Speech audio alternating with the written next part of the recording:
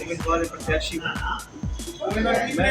आप शिक्षा से उच्च शिक्षा तक की पढ़ाई मुफ्त और इससे अच्छा तो भगवान का नाम ले लीजिए तो स्वर्ग मिल जाता है। मंडी में पानी बढ़ जाता है, महंगाई इतनी हो जाती है, वो वहां से निकाल देते हैं। किसी ने कुछ किया?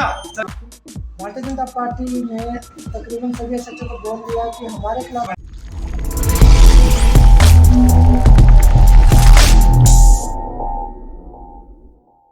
नमस्कार, मैं विजय कुमार, आपका हमारे चैनल पर स्वागत है। मैं बैठा हूँ मिर्जापुर की विधानसभा के अंदर और दिल्ली विधानसभा के चुनाव चल रहे हैं। तो बीएसपी के प्रत्याशी हैं रोहित इंदौरा जी, जो मिर्जापुर विधानसभा से चुनाव लड़ रहे हैं। और उसके अलावा मिर्जापुर विधानसभा से नीलम कृष्ण पहलवान, उसकी जो घरवाले भाई का वो भी लड़ रही है।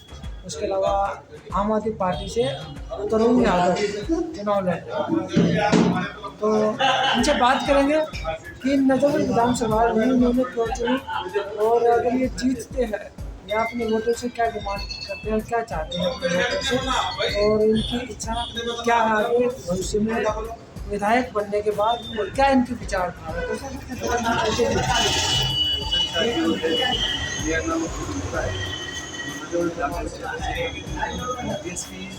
उम्मीदवार प्रत्याशी मैं जब आप लोग मुझे सपोर्ट करते हैं बाद में मैं आपकी जो भी है कमियां हैं, जो मैं माहौल में उठा हूँ, देखा हूँ, इसको सुधारने के लिए कुछ कदम उठाए जाएंगे और मैं आपके सामने रखना चाह रहा हूँ। सर, मैं सबसे पहले जानना चाह रहा था आप लोगों ने बीएसपी पार्टी ही क्यों चुनी और क्या मुद्दा है? सबसे पहले बीएसपी पार्टी एक संविधान की पार्टी है जो संविधान को लेकर चलती है। बाबा साहब के विचारों को, साहब काशीराम के विचारों को के पद पर, और बहन कुमारी मायावती जो आयरन लेडी के नाम से जानी जाती है, वो इतना संघर्ष कर रही है समाज को उठाने के लिए, सब समाज को जगाने के लिए, वोट का अधिकार बताने के लिए काफ़ी मेहनत कर रही है। और कहीं ना कहीं हमें भी लगा कि इस सहयोग में एक छोटा सा साथ हमें भी देना चाहिए, उस पार्टी से जुड़ना चाहिए। आपने बोला कि संविधान की पार्टी है, संविधान को जिंदा रखने वाली पार्टी। बिल्कुल। अब तो उसके पैरल में चंद्रशेखर आजाद भी पूरे हुए हैं, उसके अलावा राहुल गांधी भी संविधान लेके चल रहे हैं, भारतीय जनता पार्टी भी संविधान लेके चल रही है, सभी पार्टी संविधान लेके चल रही है। तो संविधान की पार्टी कौन सी आज के समय? यू नो वेरी वेल, आप लोग सभी तरह जानते हो, एमपी में जब पार्लियामेंट में आप देखते हो, स्पीच सुनते हो लोगों की, उनको ढंग से बोलना तो आता नहीं है। संविधान को बरकरार रखने की बजाय वो कुछ बोल देते हैं और झूठे वादे करते हैं। जो चीज़ एक गरीब इंसान की, जो एक डेली यूज होने वाली जो चीज़ें होती है, उनको बढ़ाया जा रहा है। एक गरीब आदमी, गरीब तबके का इंसान जो मेहनत करता है, बेरोजगार है, उनके लिए क्या किया उन्होंने?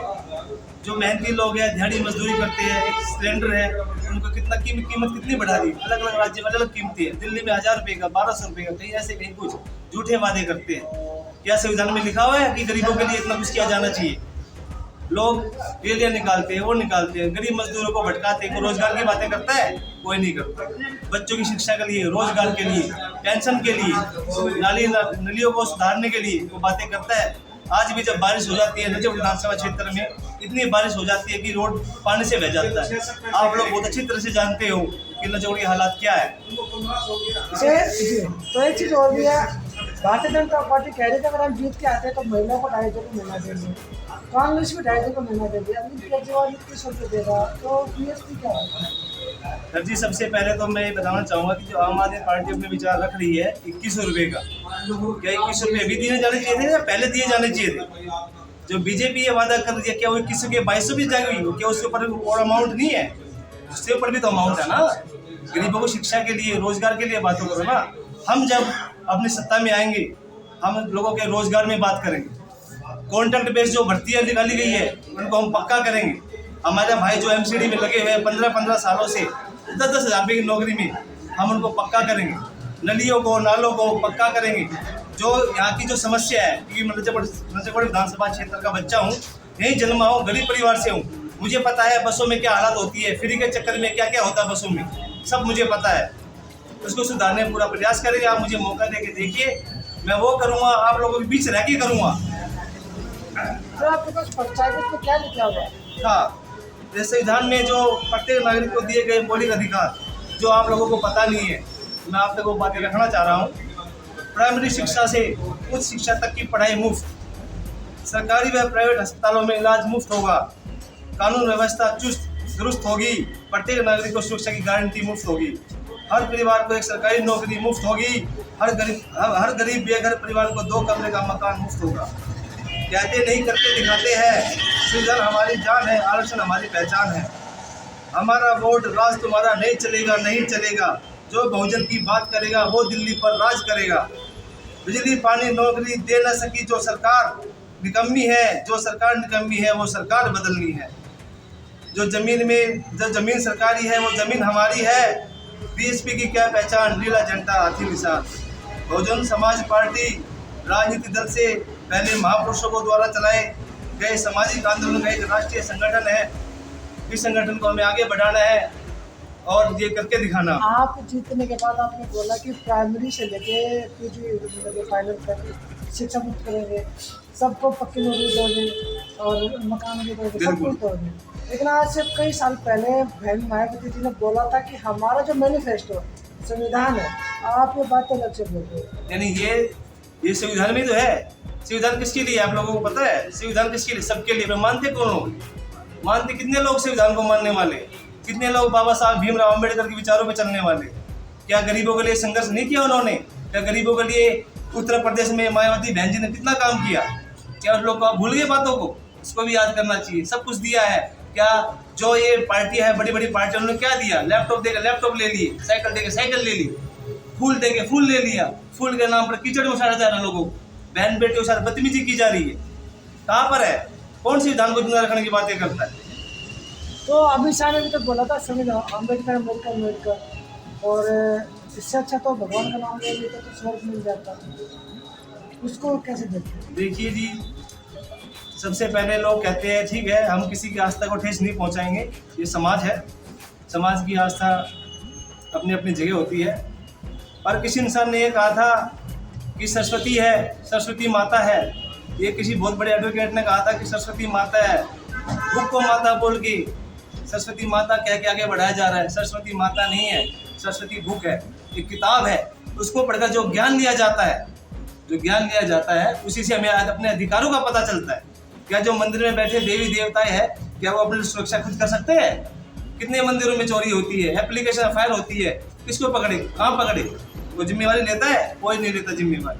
बस सिर्फ मेरा कहने का सिर्फ इतना ही मतलब है कि भगवान एक अलग चीज़ है और बाबा साहब गरीबों के भगवान, आज भी हम उनको अपना भगवान पिता कहते हैं। इस गर्व से कहते हैं कि जो आज मैं स्पीच दे रहा हूँ वो उनकी देन है।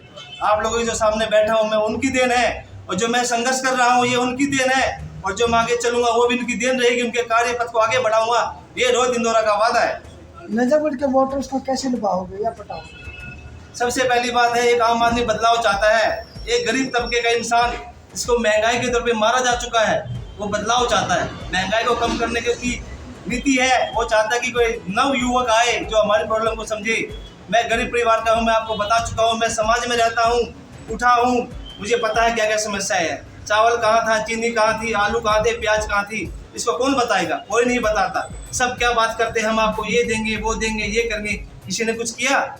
सब्जी मंडी में पानी भर जाता है, महंगाई इतनी हो जाती है, वो वहां से निकाल देते हैं। किसी ने कुछ किया? आस्था के नाम पर मंदिर बना दिया, वहां पे कूड़ेदान के पास मंदिर बना दिया। किसी ने कुछ किया? लोग ठीक है आस्था के साथ खेलते हैं, हम सिर्फ विचारों से बात राम करें। मंदिर को सपोर्ट नहीं करते आप? नहीं, सपोर्ट तो हम किसी भी सबसे पहली बात संविधान में खुला कहा गया है, पढ़ोगे लिखोगे आगे बढ़ोगे, पढ़ोगे लिखोगे आगे बढ़ोगे, मंदिर के चक्रों में रहोगे तो नाकामयाब बनोगे। मैं सपोर्ट नहीं करता राम मंदिर। नहीं जी, देखो वो एक श्रद्धा है, वो एक आस्था है लोगों की। मैं उनकी आस्था को ठेस नहीं पहुंचाना चाहूंगा, वो उनकी आस्था है। सबको बाबा साहब ने भी ये अधिकार दिलाया था कि मंदिरों में जाओ। उनको पता था कि उनके राज्य में क्या हुआ था। मंदिर में सिर्फ वही स्वर्ण जाति का लोग ही जा सकता था मंदिर के अंदर, जिनको जनेऊधारी होते थे, कानों में कुंडल होते थे, लंबी लंबी चोटियां होती थी, वही मंदिर में जा सकते थे। बाबा साहब को पता था कि मेरा समाज भी मंदिर में जाएगा, जिनको अधिकार दिलाया गया। लेकिन आपको समाज तो ऐसे जो आज के समय में कुंभ में दबा डुबकियां लगा। देखो जी, वही सबके विचार है, ठीक है। ऐसे गंगा से पानी में नहाने से किसी का पाप थोड़ी मिट जाता है। पढ़ो लिखो आगे बढ़ो, एजुकेशन पढ़ो ना, कैसे कैसी बीमारी करती है। साइंटिस्ट आगे पहुंच चुके हैं, मेडिकल संस्थाएं खुल चुकी है, उनको उस तरफ जाना चाहिए।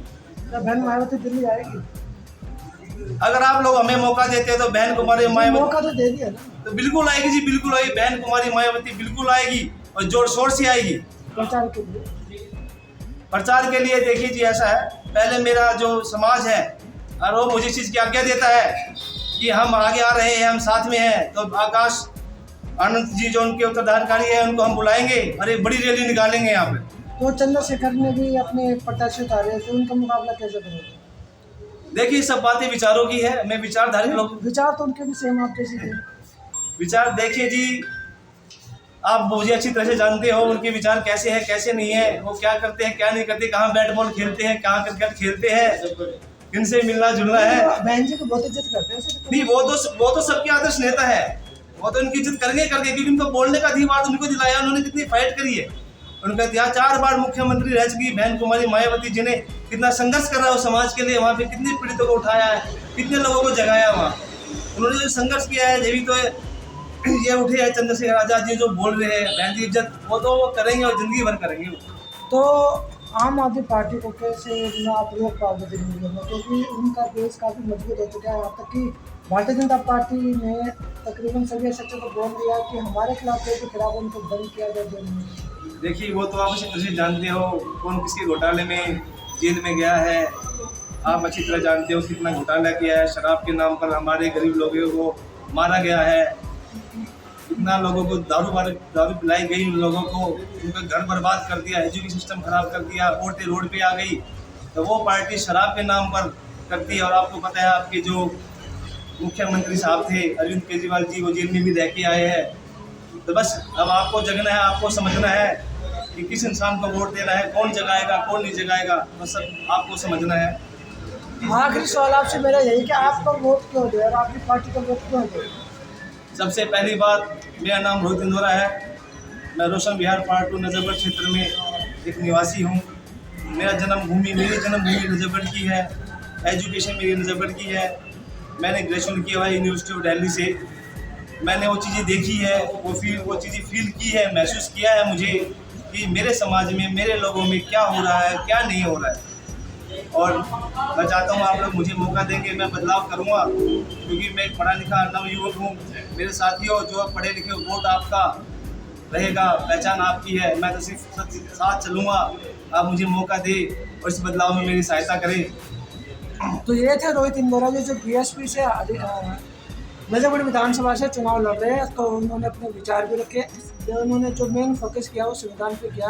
अगर संविधान जिंदा रहेगा तो आपके अधिकार जिंदा रहेंगे। तो बहुत साल पहले बहन मायावती ने कहा था कि हमारा जो मैनिफेस्टो हमेशा है, अरे वो है संविधान, यानी संविधान को लागू करना है हमारा मैनिफेस्टो। और संविधान रहेगा तो आप लोग जिंदा हो, आपके अधिकार जिंदा, आपके नौकरियाँ जिंदा, आपको सब कुछ मिलेगा संविधान की वजह से।